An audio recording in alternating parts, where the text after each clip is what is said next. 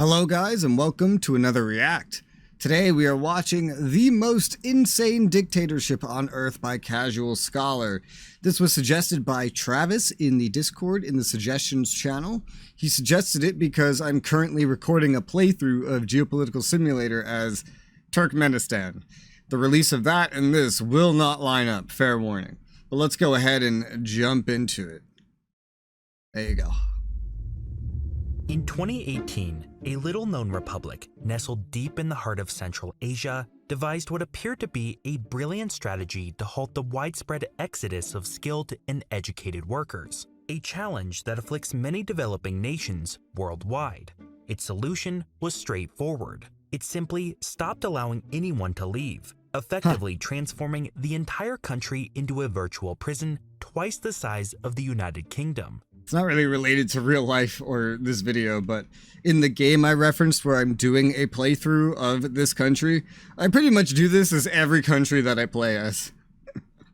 Indeed, It's true, you can't have this problem if you just close the borders. Specifically from leaving. You leave it open if they want to come in. Turkmenistan touts itself as a nation of pragmatic solutions. That same year, then-President Berdy Muhammadov, attributing bad luck to the presence of black cars, banned their importation. Black cars? Just black cars. Just cars that are black. Incredible. You know, it's funny, you hear all the time about racism, blah, blah, but you never see anyone banning black humans, only black cars, apparently. Soon, citizens across the country began waking up to find that That's a fucking joke. Stop typing. their cars had vanished overnight, having been towed away by the authorities. Oh my god, they really just started towing away all the black cars. What's wrong with your car? It's black. To get them back, I want a black. I love the color black. It's great. Look, I'm wearing black right now. Forced to pay for a repaint, often at unaffordable prices. Before long, this unusual mandate was extended They're gonna whiteface the cars. to include all colored cars. Oh my Hence, god. Should you What? ever find What? Every car that's not white? yourself scanning satellite images of Turkmenistan, you'll be met with a monochromatic sea of white vehicles, which just so happens to be the former president's favorite color. This is so easy to make jokes with. This is so easy. But Berdy Muhammadov's eccentricities pale in comparison to his predecessor, Niyazov, self-titled as His Excellency, the great leader of the Turkmen and God's prophet on earth.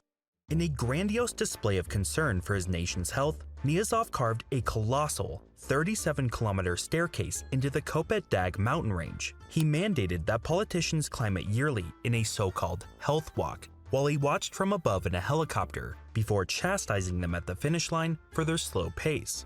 The array of bewildering What? decrees issued by Turkmenistan's leaders appears limitless. Days of the week, months of the year, breeds of horses, and even craters on the moon have been personally renamed to the preferences of whichever leader is in charge at the time. At one point, Niyazov literally renamed bread after his mother. What? Another bizarre incident saw him advise citizens to chew on bones to enhance dental health, citing Not a fucking. It's not a fucking dog. the absence of dogs in dental offices as his justification. Dogs, however, have become scarce in the capital on account of them being banned for their, quote, unappealing odor. This feels like if you let some rando from Twitter rule a country with the dumb shit they say.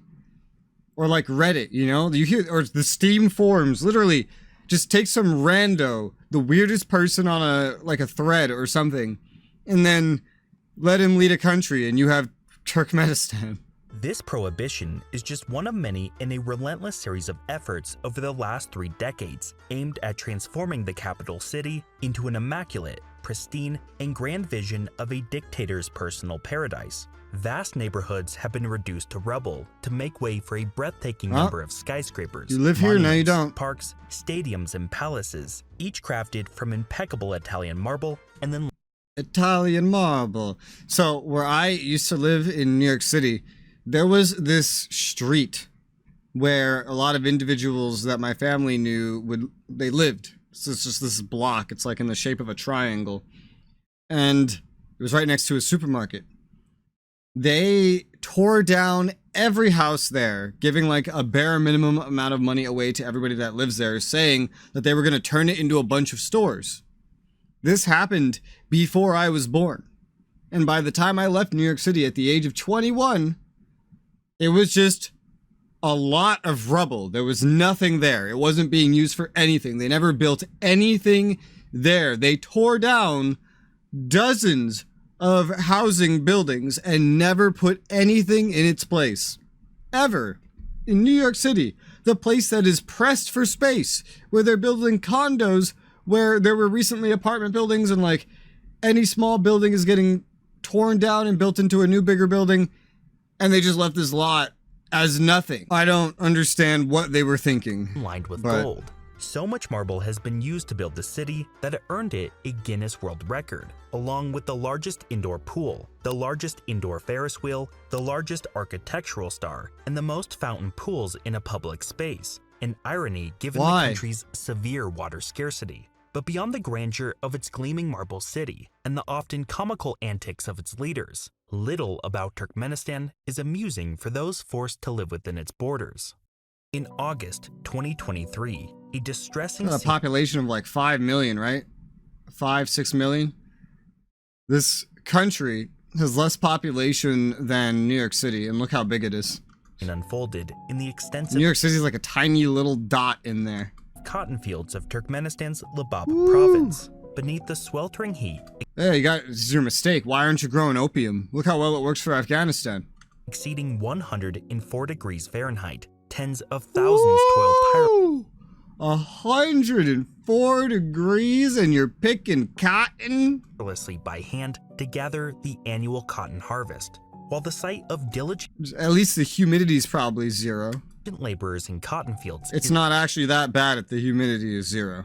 is not by itself unusual. The composition of this workforce was anything but ordinary. Instead of seasonal agricultural workers, this vast sea of labor comprised teachers, doctors, lawyers, flight attendants, state workers, and even school children, none of whom were there by choice or paid. Slavery. Under a presidential decree, both state agencies and private companies forced half of their staff to pick cotton during the week, with full participation required on weekends.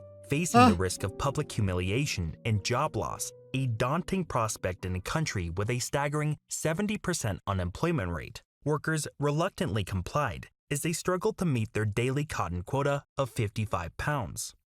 Ever since gaining independence from the Soviet Union, Turkmenistan's leaders have painstakingly pick a whole 10-year-old worth of cotton. Reinstated Stalinist rule. Today, the country stands as one of the last true totalitarian dictatorships. Secret police resort to torture and use Say that again? True totalitarian dictatorship. I thought he said Italian. I was like, huh? What? That's called fascism. What are you doing? Secret police resort to torture and use psychotropic drugs against political opponents. I have a question for everyone in the comments, because, you know, fascism is just one of those words I see misused like 100% of the time. Has anyone here like read what Mussolini wrote about fascism? Like, what the goals and actions are? Because usually you just hear it as any government leaning right that I don't like, that is now fascist. Just like how any government leaning left I don't like is like communist. Like, has anyone read these things, or is just like, do you just prefer to not, I guess? I don't know. I don't know what the normal person does. Do I look normal to you? No, I don't. Those perceived as enemies of the state are publicly paraded on live television, coerced into confessions, and forced to beg for mercy to spare their families from similar fates. You know, I don't like these round glasses, you know? I like big, wide glasses. That's why I mind. Big, wide glasses. I have smaller ones now. I just haven't used them yet. Afterwards, these round ones, I don't know. You look like Harry Potter, you know what I mean? They vanish without a trace. Mere criticism of the government in any form is deemed treasonous, often resulting... Oh man, yo, that's true. Yeah, I did that in the game too. in lengthy prison sentences, Woo! confinement to psychiatric facilities, Woo! or exile to the desolate salt flats by the Caspian Sea. Oh. The level of repression is so extreme that last year, Turkmenistan was ranked as the second worst country in the world for freedom, a position even lower than Taliban-controlled Afghanistan. You know, there's a lot of Western countries where criticizing the leader is illegal, but like they never do anything to stop it. So you meet a lot of individuals from these countries that will tell you they have freedom of speech because effectively they do, but on paper they don't. So all it takes is like one bad leader and then like the rules are set. You can be arrested. But because it doesn't usually like happen most of the time, they actually don't even know that it exists. I think Italy is one of those countries too. Funny enough, speaking of fascism and dictators and stuff like that, I think Italy is one of the countries where it's illegal. I think another one was like the UK. It's been a while since I looked up foreign country laws. War-torn, but I don't imagine they've changed. Eritrea, and the infamous North Korea. How do you say that? Do you say Eritrea? Like he said, I say Eritrea. I'm asking a lot of questions. I'm legitimately curious. With the transition of power from Berdi Muhammadov to his son in 2022, marking Central Asia's first hereditary secession since the era of the Khans, hope for improvement in the near future has all but been extinguished. It's hard. Red car, get him! Get him! Get him! Get the red car! Tow it! Make him paint it! Then, that many are desperate to leave in search of a better life. No reds, only whites. That could sound like a fucking Russian Civil War thing. Elsewhere, assuming the government does not successfully stop them first. But how did Turkmenistan become such a dystopian nightmare? How do its leaders maintain such an absolute grip on power? And where does the seemingly endless supply of money that sustains the regime come from? This is the story of Turkmenistan, the strangest dictatorship in the world. I mean, it doesn't sound very strange, to be fair. It sounds like every other modern dictatorship. Sponsored by War Thunder, the unrivaled king of vehicle combat gaming, with an expanded arsenal boasting over 2,500 planes, tanks, ships, and helicopters, representing 10. When I played War Thunder, they only had the planes. They only had that. And I remember when I quit the game and why I quit the game. I used to play this game all the time with my friends. It was so much fun. I stopped playing it because eventually they added console players in and they gave them like a built-in aim assist that helped them aim. I don't know if that's still a thing, but I remember it was a big deal at the time. It was all over the forums, super controversial. Probably nobody even knows about it anymore. I don't know if it's still in the game or not, but I remember they would actually get an assistance in shooting targets, even when matched with PC players. But they still came bottom of the leaderboard every time. Major nations. But just the principle of that, I was like, no, not supporting that anymore, you know? Every model is a masterpiece of detail. Now, if I was a console player, I would have kept playing because, I mean, then you're taking my side. But I'm not at a console, clearly. So that was not taking my side. So, you know, that kind of puts me on the other side. It's engine to the last rivet. And if you're anything like me... Isn't it funny how that works? You don't really pick your sides in life. The sides pick you. You'll find yourself completely absorbed by the authentic sounds, hyper-realistic graphics, and a comprehensive technological journey from the 1920s all the way to modern warfare. For enthusiasts of military history, there's simply no better game out there. For enthusiasts of modern military blueprints, there's no better game out there. Where are you going to leak all of your classified military documents? So dive into the action with me and 70 million others today on PC, PlayStation. 70 million human beings do not play this game. 70 million human beings have played this game. I hate when companies do that, right? It's not him doing it. It's the company boasting it and writing it on a piece of paper for him to say. But like 70 million players do not play your game. Most of those probably haven't played it in a very long time. PlayStation 4 and 5 or Xbox One and Xbox Series X and S absolutely free by clicking. I'm going off on tangents, but you know, for the longest time, I thought the Xbox Series X and S were like pro versions of the Xbox One. I was really confused why there was a PlayStation 5 and there wasn't a new Xbox. Because what fucking weird ass... You got like Xbox Xbox 360, Xbox One, which was already weird, and now Xbox Series. That doesn't sound like a new Xbox. You know what I mean? My exclusive link in the description below. Whether you're signing up for the first time or returning after a hiatus of at least 6 months, you'll unlock a massive welcome package, including premium vehicles, a one-of-a-kind 3D vehicle decorator, 100,000 silver lions, and an upgraded account. In this game, I used to play with my friends, and we would fly next to each other and say, "Touch wings, comrade." And we would try to literally touch our plane's wings to each other like a little high five and try to survive. And most of the time it didn't work out, but sometimes we pulled it off. We managed to gently touch wings and nobody died. Sometimes your friend would start flying close to you and you would hear him say, "Touch wings, comrade." And then you, the person, or, the other person, if you're the one saying it, would start screaming like, "Ah, no, get away from me," and start like flying off. Good times. That's my favorite part of all of War Thunder was touch wings, comrade. Hey, if you play War Thunder, go do that to your friends.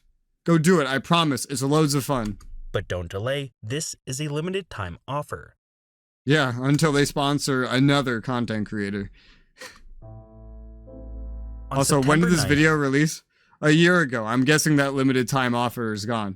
1879, Russian military forces began a severe bombardment of Tepe, a city encircled by a formidable wall made out of mud, 18 feet thick. These things are made out of mud? Sheltering 40,000. You see this in every game where there's like terrorists or whatever. They got these like weird walls, and I've always wondered what the hell those are for. Apparently it's mud. Turkmen. Despite their technological advantages, the Russian troops, limited in number and supplies, suffered heavy losses in their frontal assault on the city, forcing a strategic retreat to their base on the Caspian Sea. Driven by objectives to secure its southern frontier, advance its economic interests, and enhance its global stature, Russia had been gradually expanding its dominion over Central Asia. But the humiliating defeat at Tepe marked Russia's first major setback in its imperial goals in 164 years. Damn. Located at the southern fringe of Central Asia, Tepe was located in what is today modern Turkmenistan. Looks like The Takistan. area was primarily inhabited by nomadic tribes who roamed the extensive Karakum Desert, subsisting on livestock herding and raiding passing trade caravans. Despite the harshness of their existence, these tribes earned a reputation for their fierce resistance to external powers and their involvement in the slave trade, a brutal reality that some of the encroaching Russians experienced firsthand. Recognizing Tepe's strategic importance for conquering the rest of the region, I think we need to learn in school more about the slave trade before the year 1 AD. We gotta learn more about it, because like most human beings were enslaved in this time period, and yet nobody I meet ever seems to be aware of that.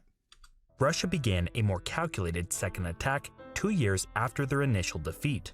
On January 12th, it's such an annoying thing being an American. You talk to a new person about slavery and it's like the person thinks it only ever happened to black human beings and only ever in a specific place. And you're like, bro, it's named after the Slavs. What are you talking about? Read a fucking book.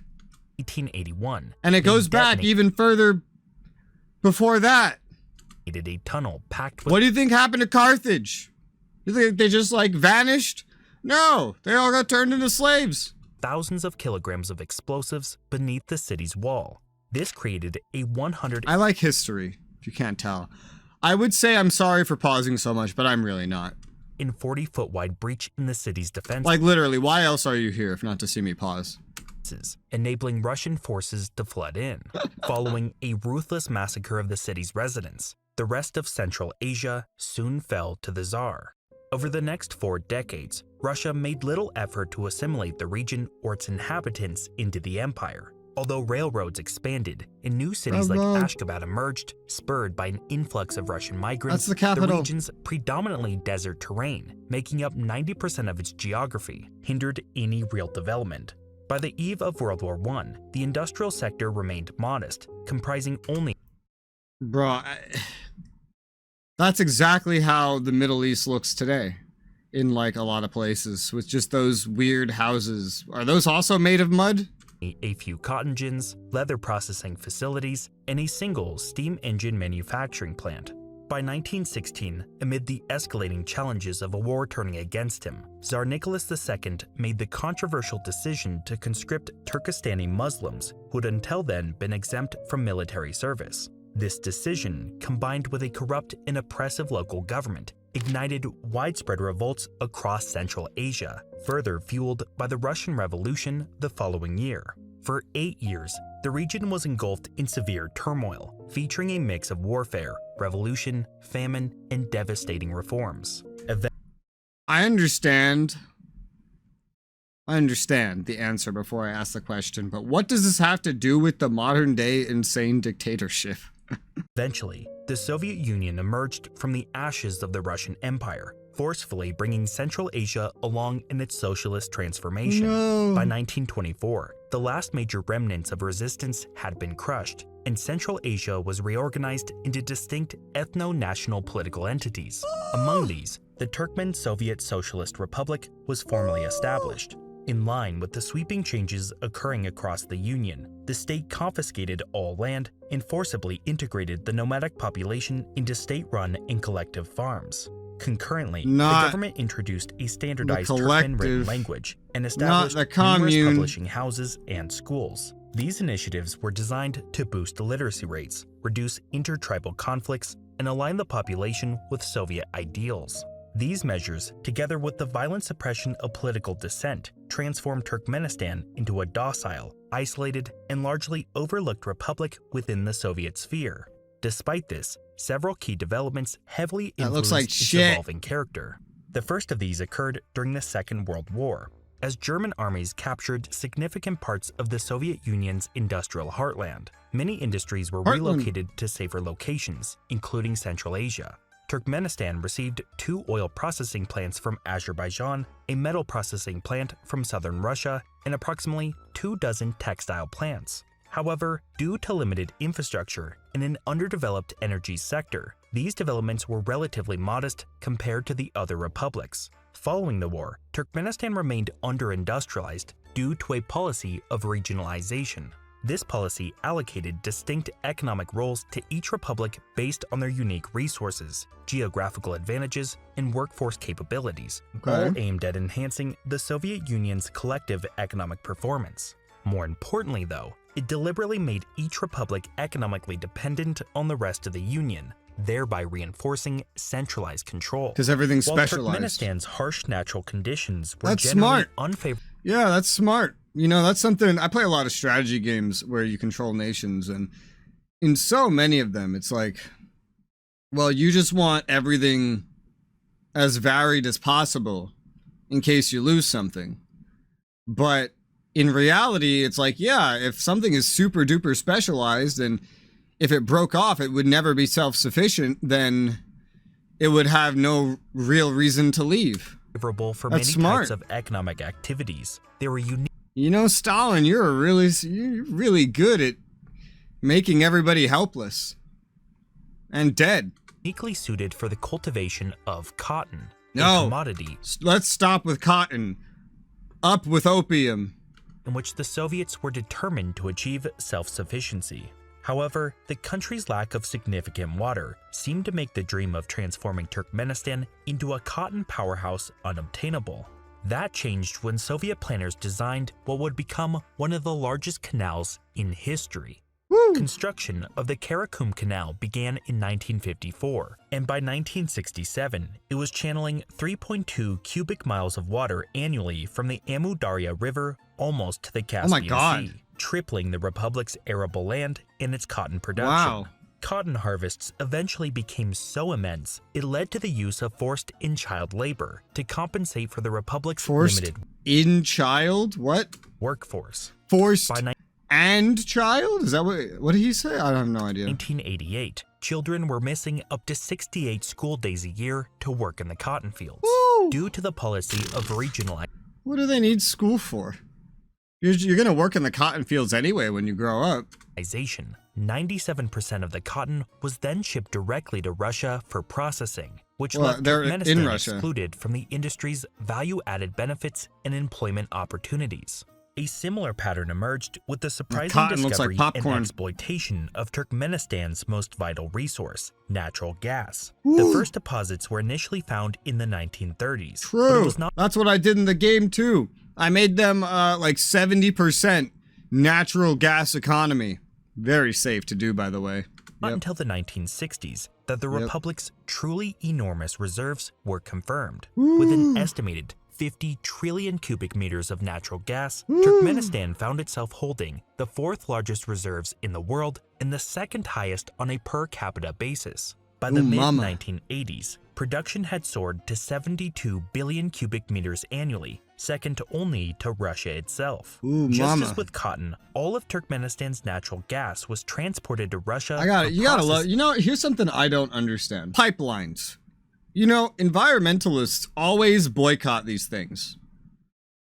But how else do you want them to move the oil and gas? You know, because correct me if I'm wrong, but is this not the number one, like, it's not foolproof, but most foolproof way to stop oil and gas, like, spills that cause environmental problems? Like trucks and boats and etc., they're all way more expensive, way more polluting, and they cause accidents more. Whereas pipelines are like the safest way to do it. So I don't understand why environmentalists boycott this. I also don't understand why they chain themselves to trees, you know? Especially when most oxygen on Earth comes from like algae or some shit under the water, not even from trees. So, I just don't understand. through a single pipeline. Consistent I don't imagine an environmentalist is using a computer watching this video, because why would an environmentalist use a computer that is so fucking polluting every part of the creation and usage of that? And then, like, YouTube as well. Very big industry of, like, data centers, very polluting. And then, like, a reaction video is absolutely useless fucking content. And then talking about a dictatorship. Like, an environmentalist, theoretically, should not end up watching this video. It should be impossible. So I don't expect a response from an environmentalist to say, oh, well, here's why. But I'm just thinking out loud. That's what you guys are here for, With right? the Soviet strategy of subsidizing its economy with artificially low-priced energy, Turkmenistan received only 6 kopecks per 1,000 cubic meters of gas, a rate that was 300 What the fuck is a kopek? times less than global market prices. In effect, Turkmenistan was essentially being stripped of its natural wealth for the benefit of the other republics. As a Yeah. result, by the late 1980s, Communism. Turkmenistan's per capita income Let's be real. Why can nobody look at the fucking, like, book of this is what communism is and just do that? I mean, since... Oh, scared myself. Since nobody has ever done it, and so many have tried, I don't think anybody will ever do it. I'm not delusional, but on paper, a lot of it sounds good, doesn't it? So why can't you turn on paper into real life? But on paper, fascism also sounds really good. On paper, democracy also sounds really good. But to be honest, there's a lot of problems with all of these. Unfortunately, there's this, like, human factor. Maybe we just get rid of the humans and just let the AI have all these government types, and then we just wouldn't have any problems. I hope that doesn't come true. Look, I like there being humans, okay? Humans make the video games. Well, if AI can make the video games. Humans make the pizza, but I guess robots can make the pizza. Humans, watch my videos, but I guess bots click on the videos too. Huh. It's quite a conundrum we find ourselves in. stood at only 70% of the Soviet average, with most of the population living below the official poverty line. Although That's easy. Easy fix. Just lower the poverty line. That's what China does. social indicators had improved from the pre-Soviet era, with notable successes such as achieving full literacy. The Republic still suffered from low life expectancy and the highest infant mortality rate in the Union. Does anyone else just forget how to write sometimes? Because, like, in this modern world, all we do is tippity-tappity type. And so you go to sign something and you're like, how the fuck do I write again? I don't remember how to do this. Further complicating the picture, though, was the leadership's tendency to inflate these figures to enhance their status within the Communist Party. This malpractice led to the removal of Turkmenistan's first secretary in favor of Saparmurat Niyazov amid a 1985 anti-corruption crackdown. Born in 1940 in a small village near Ashgabat, Niyazov was orphaned after the Second World War the claimed capital? his father, and a devastating earthquake We'll took look his that mother up. and 2 brothers 6 years later. Raised by a distant relative, Yeah, Niyazov Ashgabat's excelled the capital, academically, pursued electrical I'm right. engineering, and joined the Communist Party in 1962. He quickly rose through its ranks, supported by his affiliation with the Teke, the republic's dominant tribe. Upon becoming first secretary of Turkmenistan, Niyazov transformed the Turkmen Communist Party into one of the most rigid and conservative factions within the Soviet Union. Is that a Confronted with widespread shortages fucking in conservative nipple? Is that a boob and a nipple? What is going on here? factions within the Soviet Union. Confronted with widespread shortages, economic stagnation, and social reforms that spurred turmoil in other republics, Niyazov gained You know how we censor like video games by like covering up someone's like chest or whatever and making outfits less revealing? Why don't we do that to the statues? I mean, not that I don't, I'm American, fuck censorship, whatever. But like, why just video games? Why don't we go to these goddamn statues of these damn Greek philosophers and their fucking penises hanging out and cut those bitches right off? Why? Why don't we? Is it not equally explicit? If it's worse, technically. notoriety for his ruthless oppression So why don't we cut off the statue penises and the statue boobs? Why don't we do that? of any unrest. Despite these conditions, resistance within Turkmenistan was surprisingly minimal, due in part to the predominantly rural and agricultural nature of its populace, shaped by decades of Soviet influence. Why do we use Roman numerals still? None of us speak Roman. Please understand that that's a joke. Please. A deep-rooted conservatism fostered a culture of acquiescence to authority. Additionally, Turkmenistan's lack of history as an independent nation-state prior to its incorporation into the Russian Empire meant there were few nationalistic impulses to fuel dissent. Combined with fears of economic collapse, these factors united the population. Why? Well, I've never understood. What is this? Why do these Russian buildings look like weird candy swirls? And leadership in their support for maintaining the Union and their place within it. Therefore, by the early 1990s, Turkmenistan remained largely insulated from the sweeping political and economic reforms affecting the other republics. However, Oh as my the god, Soviet those are and economic hands. Are those hands? reforms Those are hands, dude. I thought this was like a field of like wheat or something, and that was like wheat stalks just like flowing in the wind. And I was thinking like, why is there a flag here? I don't know. And then I was like, man, those wheat stalks look like they have hands. affecting They the do. other republics. However, as the Soviet Union began to unravel in 1991, Turkmenistan was reluctantly pushed toward independence, officially declaring its sovereignty on October 27, 1991. On the day Turkmenistan marked its independence, the nation also witnessed its inaugural presidential election, where Niyazov clinched 98.3% of the vote, an It's gotta be rigged. unsurprising outcome given he was the only candidate. Oh, 2 months who did the other 2% vote for then? later, the Communist Party of Turkmenistan formally disbanded, but this move was merely symbolic. The party simply renamed itself the Democratic Party of Turkmenistan, undergoing minimal actual They're change. still communist. As president of the It's so fucking confusing that communism is simultaneously a form of government kind of wrought from the Enlightenment and a form of economic system. That is so confusing.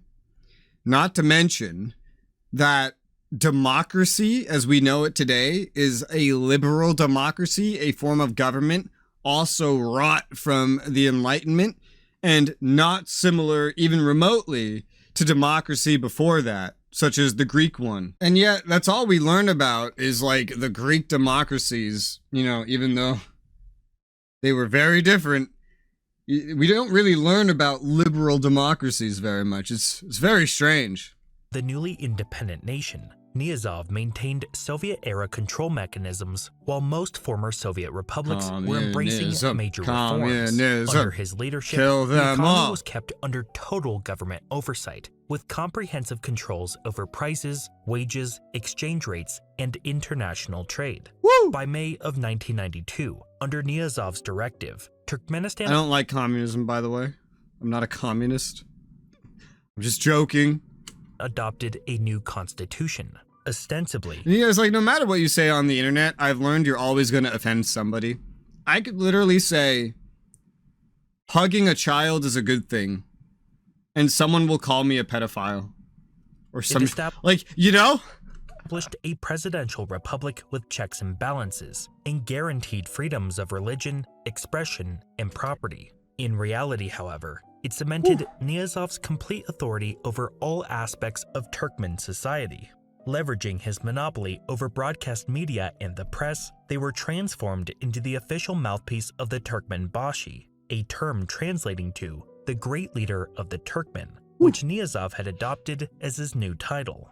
As cities, geographical landmarks, and infrastructure were renamed in honor of the Turkmen Bashi, a widespread cult of personality began to take shape. When confronted with comparisons to Stalin, Google Maps Niazov began is really weird. It's like it just fades into this blue shit. And to take shape. When confronted with comparisons to Stalin, Niazov remarked, "But Stalin achieved his personality cult through repressive measures, whereas I achieved my popularity without conflicts." Alternative parties were banned as soon as they met membership criteria. Political opponents were eliminated by the secret police, and external information sources were banned or heavily censored, systematically isolating the population from the outside world. Niazov justified these actions by arguing that economic stability must precede political diversity to prevent descending into anarchy. He claimed that with a decade of his leadership, Turkmenistan would avoid such a fate and enter an economic golden age. His plan for doing so was straightforward. With complete control over the world's fourth largest natural gas reserves and the ability to sell it at prices 300 times higher than during the Soviet era, Niazov could appease Turkmenistan's modest population of 4 million by offering free gas, electricity, water, and heavily subsidized food. At the same time, he could enrich himself in the political elite while maintaining an extensive security and propaganda apparatus to ensure his continued rule. But despite Niazov's optimistic plans, Turkmenistan's economy was entering a death spiral. Over 6 relentless years, the nation's economic output dwindled to less than half of its 1991 level. The fundamental issue facing Turkmenistan was the mismatch between its political independence and its economic autonomy. Stemming from the Soviet policy of regionalization, the country lacked the capacity to refine its raw resources and the infrastructure to sell its goods outside of Russia. This economic isolation is highlighted by the lack of even a railway link to neighboring Iran, despite its lands being just 15 miles from Ashgabat. Consequently, Turkmen gas and cotton could only be transported, sold, and processed through Russia. Amid these constraints, Russia exploited Turkmenistan's dependency by purchasing these commodities at significantly lower prices than those on the international market, paying with hard currency for only 50% of this already reduced value. The remainder was frequently paid in goods such as grain, and sometimes not at all. To further enhance its profit margins, Gazprom, Russia's state-owned energy giant and the exclusive buyer of Turkmen gas, strategically limited its purchases to 11 billion cubic meters per year, merely an eighth of Turkmenistan's pre-independence production levels. In 1997, the situation became dire as former Soviet republics, grappling with financial constraints, halted their gas payments entirely.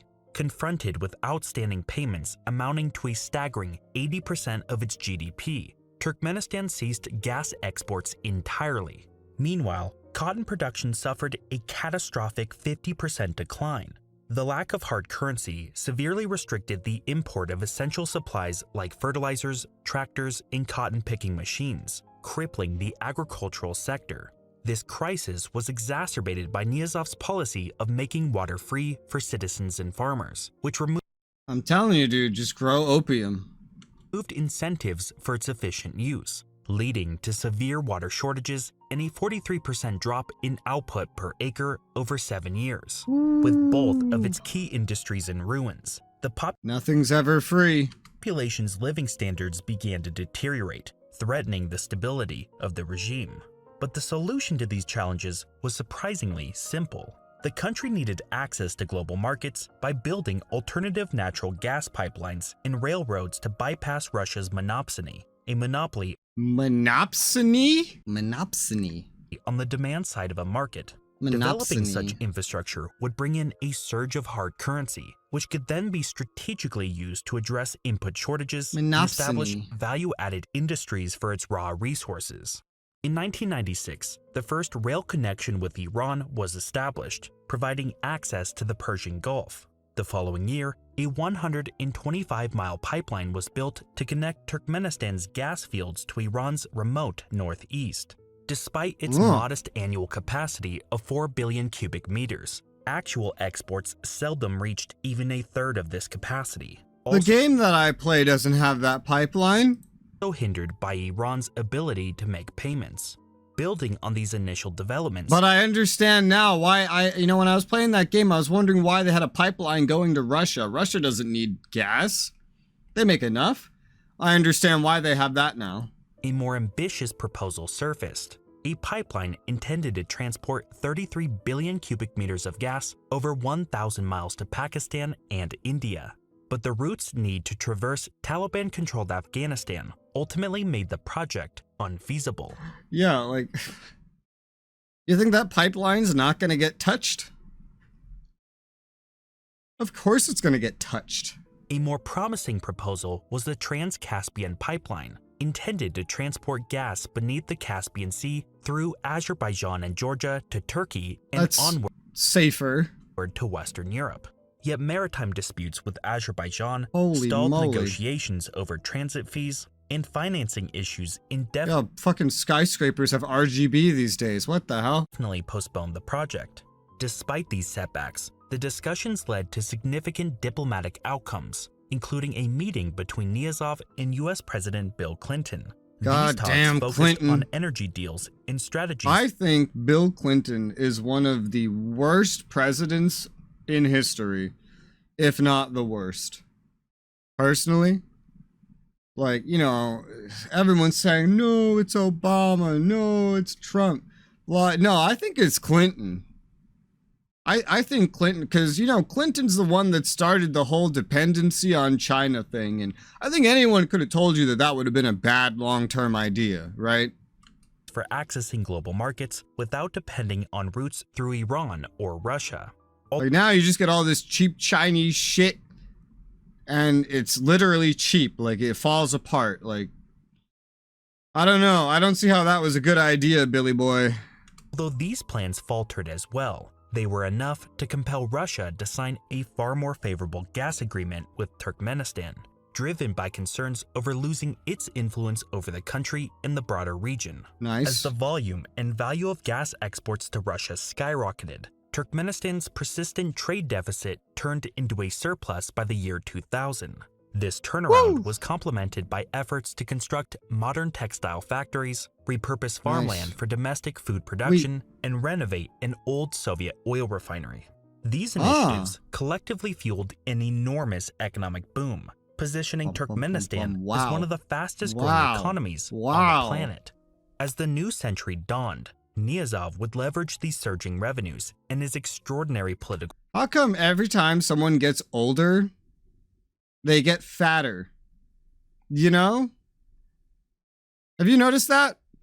Not everybody, but like so many politicians and stuff and human beings, like, Like 30-year-olds seem like they have bigger heads than 20-year-olds, and then like compare that to like 60-year-olds and it feels like they just get more and more fat. You know what I mean? Maybe it's just like sagging skin looking like fat. Maybe that's what it is. Strength to usher in his own personal utopia. On December 28, 1999, a newly elected parliament, composed solely of candidates handpicked by Niyazov, bestowed upon him the title of President for Life. Liberated from the need to even fake fair elections, Niyazov I did that in the game too.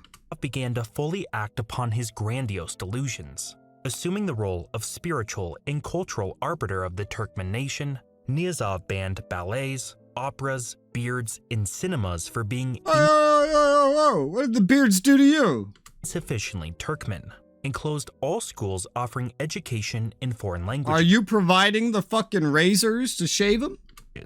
Additionally, he demanded Razors are expensive.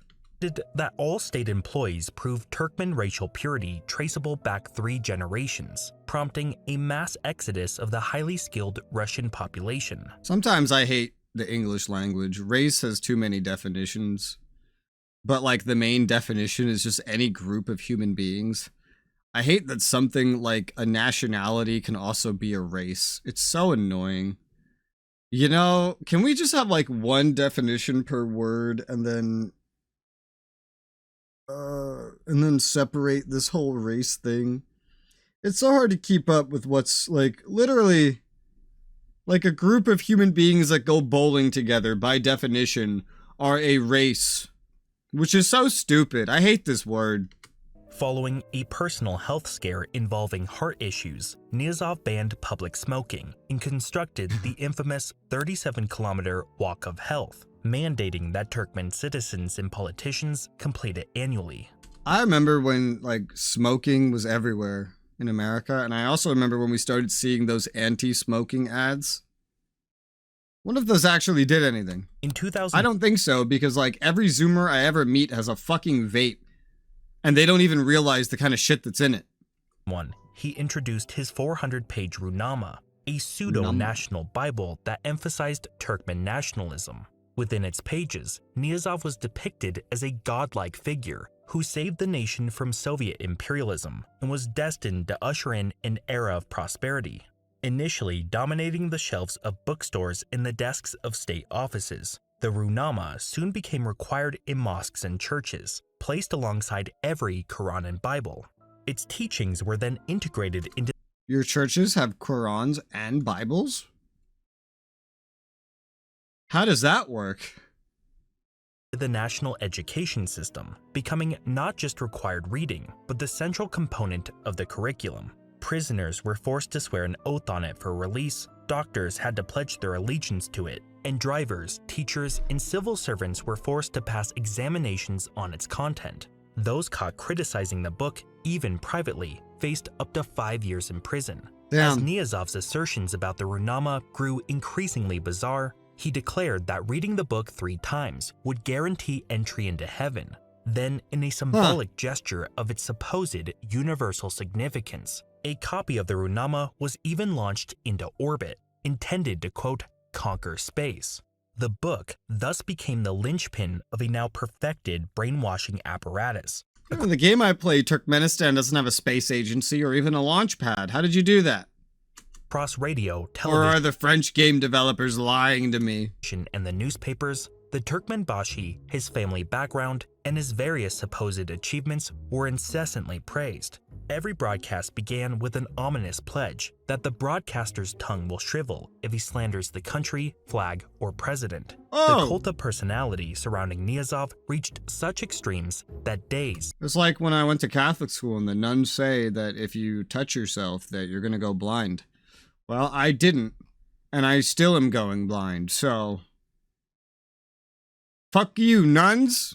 months, and even bread were renamed in honor of him, his mother, the Runama, and other symbols of Turkmen nationalism. His image saturated public and private spaces alike, displayed in enormous portraits and statues across the country and on every banknote, coin, and postage stamp. Even airplane cabins and passenger trains were required to feature his portrait, ensuring a constant, omnipresent reminder of his rule. They have that But in the game. Niyazov's most ambitious endeavor was the transformation of Ashgabat into a testament of his wealth and power. Ignoring the potential for these vast gas revenues to improve the general welfare, he chose instead to import Italian marble for the construction of lavish monuments, gigantic mosques, luxury apartments, and gold-domed palaces for himself. Woo. Additionally, billions were blown on seemingly whimsical projects, like an enormous desert lake that quickly evaporated, extravagant fountain displays, zoos with Arctic animals, and a towering 200-foot-tall arch topped with a gold statue of himself that rotates with the sun. In a striking example of excess, Fucking what? Why does it have to rotate with the sun? What is the point of that? Damn, this is a long fucking video. Holy the hell. city's main avenue was lined with 22 five-star hotels in a country that rarely allows visitors. To accommodate these prestige projects, entire neighborhoods were demolished, often without offering compensation or adequate alternative housing to the displaced residents. Hidden behind the unaffordable marble apartments, growing slums were filled with windowless, single-room homes, some crudely fashioned from old railway containers that baked during the scorching summers. Oof. Many inhabitants of these areas succumbed to opium addiction, Hey. a situation worsened by the unchecked Told you, just grow opium. influx of drugs from neighboring Afghanistan. In rural areas, remnants of Soviet-era Don't let them sell policies it to you, grow it yourself. persisted, with forced and child labor still prevalent in the cotton fields, creating a stark contrast between the opulent displays of wealth and the harsh realities faced by the general population. But resistance to Niyazov's regime from the general population remained virtually non-existent. Despite the widespread unemployment and low wages that plagued the economy, free gas, electricity, and water, along with heavily subsidized prices for food and other essentials, helped to quell discontent. Like in This, Venezuela. coupled with relentless propaganda and a pervasive climate of fear, effectively stifled any grassroots opposition. But the situation escalated dramatically on the morning of November 25, 2002, when Niyazov's motorcade was ambushed, leading to a deadly shootout. This Ooh. failed assassination and coup attempt triggered a sweeping purge of political elite and citizens alike. Oh. Hundreds of individuals and their families were subjected to show trials, received lengthy prison sentences, and subsequently flashing lights. vanished without a trace. In an atmosphere thick with paranoia, informers were recruited to eavesdrop on private conversations, psychotropic drugs were used to torture detainees, and roadblocks were established every few miles as a permanent measure. Car radios were banned to reduce background noise during surveillance, and all public gatherings, including weddings and funerals, now needed government approval. Further restrictions limited citizens' ability to leave the country, notably prohibiting women under 35 from traveling abroad unless they had 2 children, framed as a duty to perpetuate the Turkmen race. With his death in 2006, Niyazov left behind one of the most repressive totalitarian regimes on the planet. Citizens had virtually no rights, the average monthly income was a mere $60, and the few positive legacies of the Soviet era, healthcare and education, had all but been dismantled. Across the country, all hospitals, kindergartens, and libraries outside of the capital were shut down. Thousands of healthcare workers were replaced with untrained military personnel, the mandatory years of schooling were reduced, and hundreds of thousands had their pensions canceled or dramatically cut. As these measures plunged the population deeper into poverty, reports indicated that a significant portion of Turkmenistan's annual gas revenues, estimated at nearly $2 billion, were being diverted into the personal offshore accounts owned by the president. Despite leaving behind a substantial and potentially explosive power vacuum, having not named a successor to his all-encompassing cult of personality, there was a sense of cautious optimism upon Niyazov's death. This wasn't due to confidence in whoever would come next, but rather from the stark recognition that circumstances could hardly get any worse. Until they did. On December 21st, 2006, Gurbanguly Berdimuhamedov was appointed acting president, a decision that took everyone by surprise. According to the constitution, this role should have been filled by Ovesgeldi Atayev, the chairman of the People's Council. However, Atayev was quickly disqualified following a sudden and suspicious criminal investigation that led to his imprisonment. Birdie, who had previously Isn't it great how we just order criminal investigations against the politicians that we don't like? But then the ones we do like, we just pardon and ignore whatever they do. served as Nyazov's personal dentist, had risen through Isn't the it ranks great of the that political we can't hierarchy. just treat politicians the same? Where when they do something bad, illegal, you just treat them like anybody else. And when they don't, we just, don't fucking go after them. Isn't that great? Hierarchy to become the deputy chairman of the cabinet of ministers, where he was involved in dismantling Whoa. the free health Wasn't expecting the word chairman and then an actual chair. I was like, yo, you're taking this too literally. care system. While there were rumors that Birdie might be Nyazov's illegitimate son, it is Is that like a blind horse? Like, what's wrong with it? Forget the word. Starts with an A. Or P. I don't remember. more likely that he was chosen by the elite as a safe candidate who could maintain the status quo and ensure a smooth transition of power. In 2007, Birdie was elected president in an election widely regarded as rigged, flouting constitutional rules that barred the acting president from running. Inheriting the same absolute power as his predecessor, Birdie quickly began to reverse many of Nyazov's most extreme decrees, ushering in what he termed the era of new renaissance. He reinstated pensions, sickness and maternity benefits, and lifted bans on opera, cinema, and ballet. He also Why were there bans reopened on that? hospitals in the provincial areas and restored the original number of mandatory school years. Additionally, he reversed many of Nyazov's controversial renamings, including those of days and months. The Runama was phased out from public and educational spheres, and Damn. most of the portraits and statues of Nyazov were removed. Damn. However, these symbols of the past leader were gradually replaced with images and writings of Birdie, as he began to cultivate his own cult of personality. My But turn. the most important early development in Birdie's reign was the construction of a new gas pipeline in 2009. Spanning well over 1,000 miles, this pipeline traversed Uzbekistan and Kazakhstan, ultimately reaching China. By 2015, China? 2 additional pipelines were completed to That China, one's not in the game. collectively boasting a capacity of 55 billion cubic meters Why is this annually, not in the game? surpassing any volume previously imported by Russia. This new connection to the Chinese market proved crucial for Turkmenistan when, in 2009, a combination of a Russian pipeline explosion and a sharp decline in European demand due to the financial crisis led Russia to significantly reduce both the volume and price of the Turkmen gas it purchased.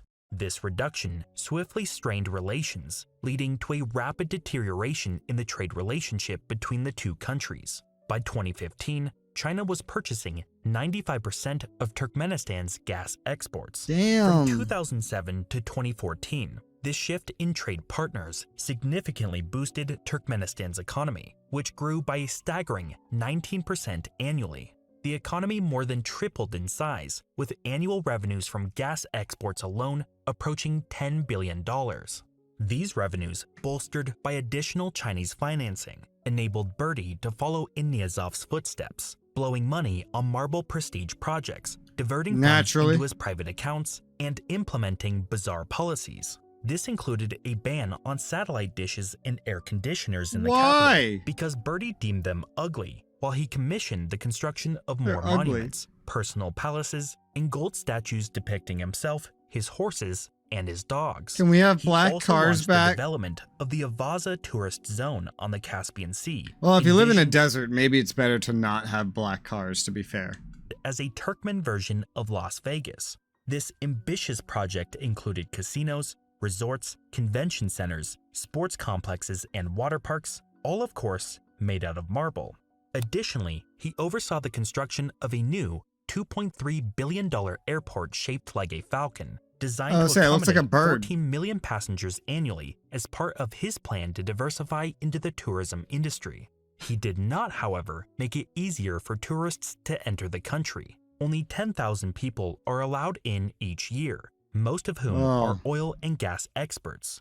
In 2012, claiming to usher in the era of might and happiness, he was re-elected with an implausibly high 97% of the vote. But Turkmenistan's excessive reliance 1% less than the guy that was the only candidate. on gas revenues quickly ushered in a period of shortages and stagnation instead. The impact of the shale revolution in the United States, coupled with OPEC's strategy to increase energy production to defend its market share, caused oil. I remember when I was a kid, there was this Flash game that I liked to play where you would go around the world cutting down jungles and hiring mercenaries to go kill natives, and then you would set up these oil rigs until eventually the oil would all run out everywhere, and then you started replacing them with factories that turned human remains into something that could be used as a hydrocarbon. And the whole point of the game was to show how bad and polluting oil was, but I just loved the game, and it made me really like oil. And because of that, I just love tycoon games about oil now. There was also a similar one about McDonald's that was supposed to teach you that McDonald's is bad, but it just made me like McDonald's, you know? You know how they say stuff like liberals can't meme, women aren't funny. Well, I got a new one for you. Environmentalists can't make games. They can. They actually can make really fun games, but like, it doesn't have the effect you want it to have. And gas prices to plummet. Turkmenistan's exports halved, wiping out a fifth of its economy. Like, I love that little oil pump thing that does like the little pumping motion, whatever that is. Pumping jack. I don't know, that came to mind. I love that. That visually looks so cool to me because of that game that was supposed to make oil seem bad to me. Surplus of 10% of GDP quickly turned into a 3% deficit, severely restricting the government's ability to import essential goods. This drastic 3% deficit's not that bad. Resulted in widespread shortages of basic necessities such as flour, cooking oil, and sugar, causing rationing and rising instances of starvation. And dogs. Furthermore, mass layoffs in state-owned industries propelled the unemployment rate to an alarming 70%.